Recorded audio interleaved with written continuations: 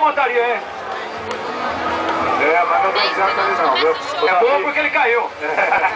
O Davi Alves de Souza, ele é de Tancará, na Serra, Mato Grosso. O Fricote, fez um fricote nele ali, o Parabéns. Como é que é o nome do negócio? Fricote. Fricote. Esse bichinho aí, o nome dele é Fricote. Aí no detalhe, ó. Olha o tamanho da criança, olha o tamanho do Torinho. Ele saiu meio de banda ali, ó. Aí ele quebrou, né? Na hora que ele tirou para lá, já quebrou o movimento todinho. Quebrou o peão ali, o Davi, mas caiu de costa, tá tudo bem com ele. Ele volta a montar amanhã aqui no rodeio da Explosiva. Muito bem. Só na Topcom. Oi, só na Topcom, os recados, e eu tô aqui com os Pad Mauser.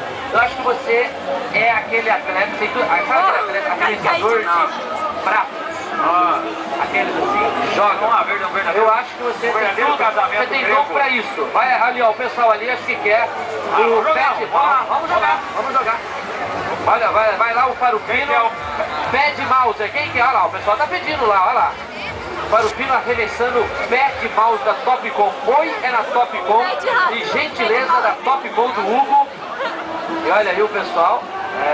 Oi na Topcom, Farupino, manda um alô para o meu esposo. É o Mike. Quem tá falando é a Sônia. O esposo Mike. Acertaram a orelha do ali, já um Pad Mouse desse. Nós vamos fazer uma sombra. Tem montaria. Nós vamos fazer uma sombra agora, tá?